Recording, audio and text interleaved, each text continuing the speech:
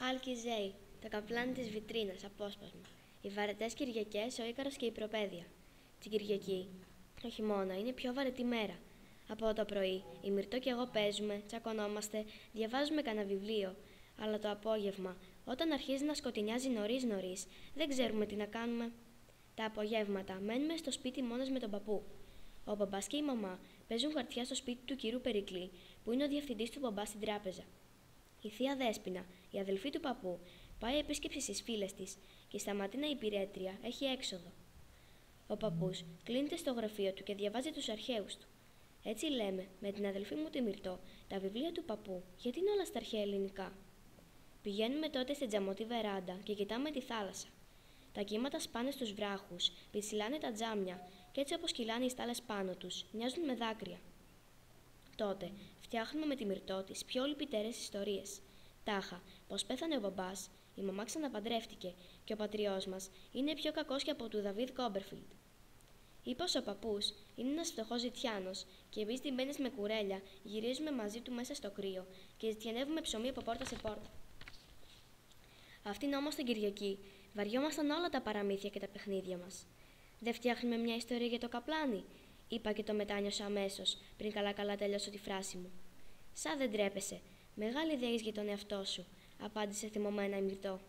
Για το καπλάνι, που είναι βαλσαμωμένο μέσα σε μια βιτρίνα, κάτω στο μεγάλο σαλόνι, μονάχο ο ξάδελφός μας ο Νίκος ξέρει να διηγείται.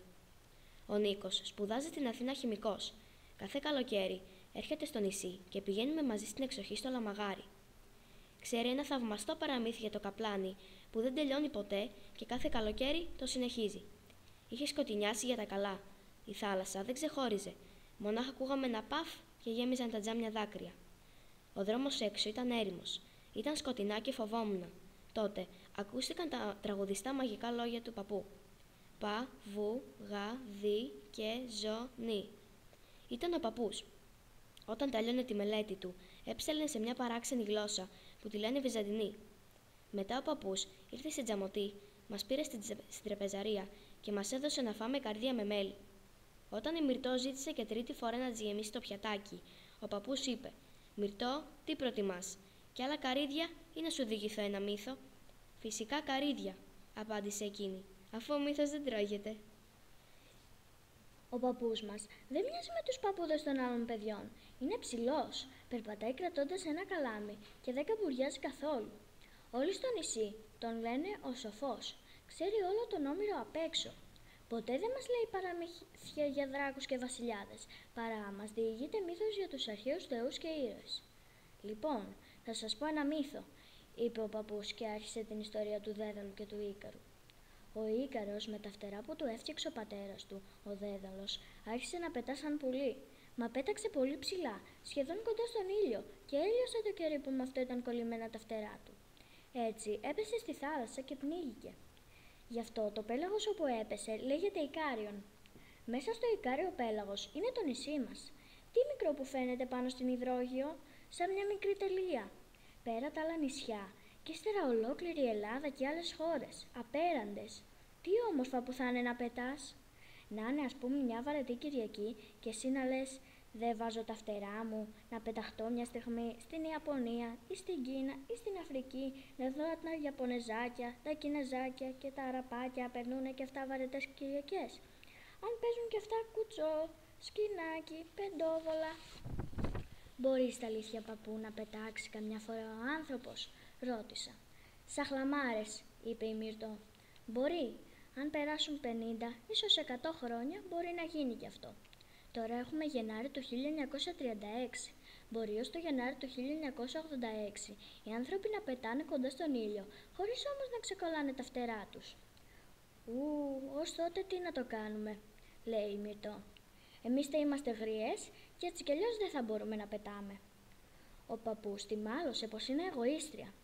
Αν σκέφτονταν όλοι έτσι, δεν θα είχε γίνει καμιά ανακάλυψη στον κόσμο. Οι επιστήμονες δεν θα κουράζονταν να βρουν τούτο ή εκείνο, αφού ώσπου να τελειοποιηθεί η εφεύρεσή τους, αυτοί θα έχουν πεθάνει. Αλλά οι επιστήμονες, κυρία Μυρτώ, σκέφτονται την ανθρωπότητα και όχι τον εαυτό τους. Οι ίδιοι μπορεί να μην υπάρχουν, αλλά το όνομά τους μένει αθάνατο. Θα ήθελα να γίνω εφευρέτης, λέει η Μυρτώ. «Αν οι εφευρέτες ξέραν την προπαίδεια όπως εσύ», της είπε ο παππούς, «δεν θα γινόταν καμιά εφεύρεση στον κόσμο. Δεν φανταζόμασταν ότι θα τελειώνει τόσο άσχημα αυτή η Κυριακή». Ο παππούς άρχισε να ρωτάει τη Μυρτώ το 7x7 και εκείνη όλο τα μπέρδευε. Επέμενε μάλιστα πως 7x8 κάνει 46 και ο παππούς θύμωσε. «Αν δεν μάθεις την προπαίδεια απ' έξω και ανακατοτά, δεν θα πας ποτέ σου σε αληθινό σχολείο», είπε ο παππούς και μας έστειλε να κοιμηθούμε. «Εγώ πηγαίνω στη Δευτέρα και η Μυρτώ στην Τετάρτη». «Δεν πηγαίνουμε όμως σχολείο. Μας κάνει ο παππούς μάθημα στο σπίτι. Κάθε χρόνο δίνουμε εξετάσεις σαν διδαχθήσεις κατοίκων και περνούμε τις τάξεις. Σε δημόσιο σχολείο δεν θέλουν να μας στείλουν, γιατί εκεί, λέει ο παππούς, έχει τόσα παιδιά σε κάθε τάξη που μπορεί να περάσει μισός χρόνος και να μην σε σηκώσουν για μάθημα. Είναι και το ιδιωτικό σχολείο του κυρίου Καρανάση στη γειτονιά μας, μα αυτό, λέει ο μπαμπάς, δεν είναι για το βαλάντιό μας». Όταν πέσαμε πια στα κρεβάτια μας να κοιμηθούμε, άρχισε η Μυρτώ να λέει πως εγώ έφταιγα που τη μάλωσε ο παππούς για την προπαίδεια, γιατί ρώτησα αν θα μπορέσει στα αλήθεια να πετάξει ο άνθρωπος. «Πού να ξέρω εγώ ότι για να πετάξει ο άνθρωπος χρειάζεται κανείς να ξέρει απ' έξω και ανακατοτά την προπαίδεια. Μπορούσε όμως ποτέ Κυριακάτικα να πάνε όλα καλά? Αν πήγαιναμε σχολείο, θα μας άρεσε η Κυριακή που θα μέναμε στο σπίτι. Ενώ τώρα...» «Αχ, να πηγαίναμε σχολείο», λέω δυνατά, αλλά η Μυρτώ κάνει πως δεν ακούει. Τότε είπα ακόμα πιο δυνατά: Η Άλκηζε γεννήθηκε στην Αθήνα το 1923 στις 15 του Δεκέμβρη. Ο πατέρας της καταγόταν από την Κρήτη και η μητέρα της από τη Σάμο, όπου πέρασε τα πρώτα παιδικά της χρόνια. Όταν άρχισε το σχολείο, η οικογένειά της εγκαταστάθηκε στο Μαρούσι και στη συνέχεια στην Αθήνα. Παντρεύτηκε το θεατρικό συγγραφέα και σκηνοθέτη Γιώργο Σεβαστίκογλου και απέκτησαν 2 παιδιά. Σπούδασε στη Φιλοσοφική Σχολή του Πανεπιστημίου Αθηνών, στη Δραματική Σχολή του Οδείου Αθηνών και στον Κινηματογραφικό Ινστιτούτο της Μόσχας, στο τμήμα σεναριογραφίας. Από το 1954 ως το 1964 έζησε σαν πολιτική πρόσφυγα στη Σοβιετική Ένωση. Το 1964 επιστρέφει η οικογένειακό στην Ελλάδα και ξαναφεύγουν πάλι όλοι μαζί με τον ερχομό της Χούντας το 1967. Αυτή τη φορά ο τόπος διαμονής τους είναι στη Γαλλία. Από πολύ μικρή ασχολήθηκε με το γράψιμο. Στις πρώτες ακόμα τάξεις του γυμνασίου άρχισε να γράφει κείμενα για το κουκλοθέατρο, διηγήματα και νουβέλες που δημοσιεύτηκαν σε διάφορα λογοτεχνικά περιοδικά. Ένας από τους ήρωες που δημιούργησε, ο Κλούβιος, έγινε κατόπιν ο ήρωας του γνωστού κουκλοθεάτρου Μπορμαμιτούσης. Πρώτο της μυθιστόρημα είναι το καπλάνι της Βιτρίνας, που το έχει εμπνευστεί από τα παιδικά της χρόνια στη Σάμο και είναι σχεδόν αυτοβιογραφικό. Ακολουθεί σειρά μυθιστορημάτων για παιδιά και το 1987 κυκλοφορεί το πρώτο της βιβλίο για μεγάλους, η αραβωνιαστικιά του Αχιλλέα. Ο καθαρός τρόπος γραφής της, η γλωσσική αρτιότητα, η κριτική στάση απέναντι σε πρόσωπα και καταστάσεις, το χιούμορ και η διεισδυτική ματιά στα γεγονότα είναι χαρακτηριστικά των έργων της Άλκηζε που το έχουν κάνει να αγαπηθεί από ελληνικό και ξένο αναγνωστικό κοινό.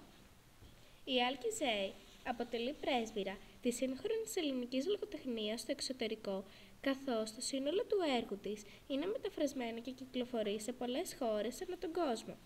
Η ίδια έχει επίσης μεταφράσει από τα γαλλικά, τα ιταλικά και τα ρώσικα αρκετά βιβλία. Έφυγε από τη ζωή πλήρης ημερών στις 27 Φεβρουαρίου 2020.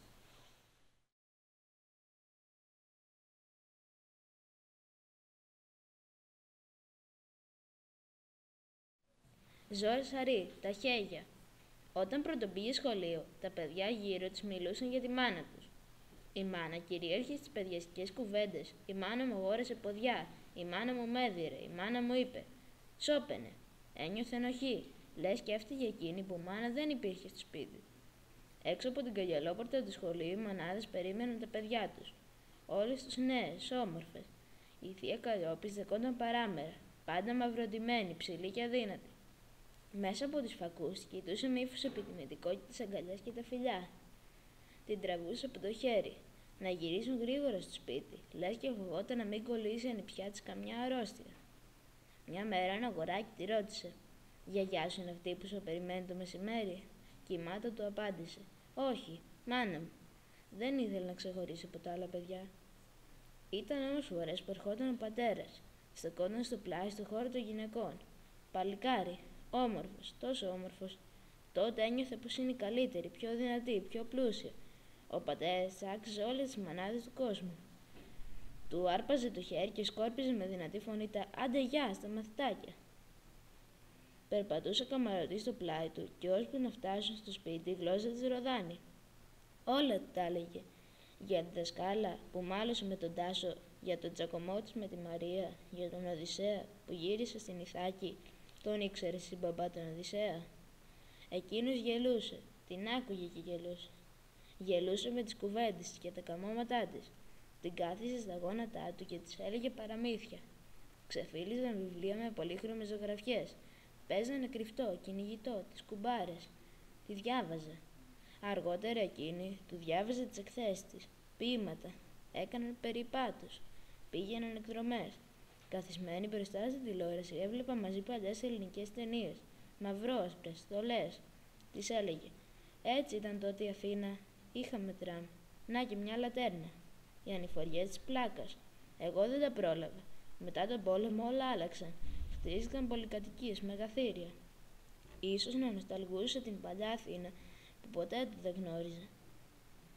Οι άλλες του κουβέντες ήταν ώρες καθημερινές, σύντομες. Τι θα φάμε, τι να σου ψωνίσω, θα βρέξει. Πρέπει να παραγγείλω πετρέλαιο. Μπας και είσαι άρρωστη. Ακουμπούσε τα χείλη του πάνω στο μέτωπό της. Είσαι ζεστή. Γρήγορα στο κρεβάτι. Θα φωνάξω τον γιατρό. Καλλιόπη, φτιάξε μια ζεστή σούπα για το παιδί. Πρέπει να τρως, είσαι πάνω στην ανάπτυξη. Το βράδυ θα πάμε σινεμά. Το Πάσχα θα πάμε στο Δαβί.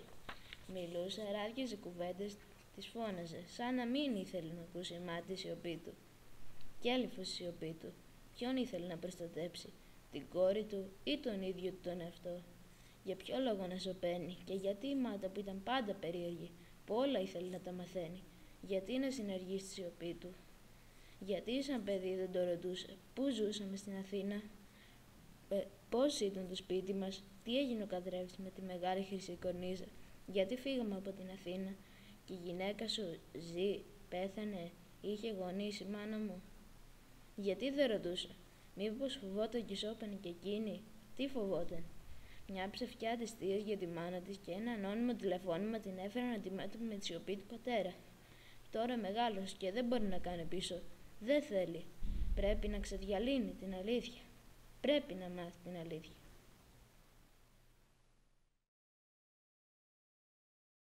Ζόρ Σαρή, Ελληνίδα ηθοποιός και συγγραφέας, θεωρείται από τους σπουδαιότερους συγγραφείς παιδικών βιβλίων στη χώρα μας.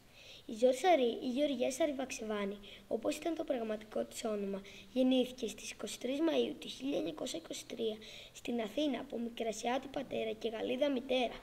Από πολύ μικρή άρχισε να ασχολείται με το θέατρο, με δάσκαλο τον Βασίλη Ρώτα. Στα χρόνια της κατοχής φοιτήσε στη δραματική σχολή του Δημήτρη Ροντήρη παράλληλα με τη δράση της στην αντίσταση μέσα από τις γραμμές της ΕΠΟΝ.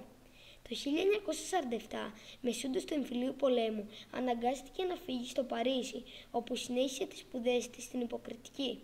Στη γαλλική πρωτεύουσα γνώρισε και παντρεύτηκε τον Αιγυπτιώτη χειρούργο Μαρκέλο Καρακώστα, με τον οποίο απέκτησε 2 παιδιά. Το 1962 επέστρεψε οριστικά στην Ελλάδα και άρχισε να εμφανίζεται στο θέατρο και τον κινηματογράφο. Μετά την επικράτηση της Απριλιανής Χούντας το 1967 ήμουν άνεργη και στράφηκε στο γράψιμο. Ο συγγραφέας πρωτοεμφανίστηκε το 1969 με το μυθιστόρημα «Ο Θησαυρός της Βαγείας». Συνέχισε να γράφει πολλά βιβλία, κυρίως για μικρά παιδιά και νέους, με τη θεματολογία της να περιστρέφεται πολλές φορές γύρω από σημαντικές στιγμές της νεότερης ελληνικής ιστορίας. Μαζί με την Άλκη Ζέη καθιέρωσε ένα νέο στυλ στο νεανικό μυθιστόρημα. Με τα βιβλία της οδήγησε στην απομάκρυνση της ελληνικής παιδικής λογοτεχνίας από τα πρότυπα του 19ου αιώνα. Η Ζόρ Σαρή αντιμετώπισε το παιδί ως αυτόνομο άτομο με τη δική του προσωπικότητα και προέλαβε ήρωες ρεαλιστικούς. Απεβίωσε στην Αθήνα στις 9 Ιουνίου του 2012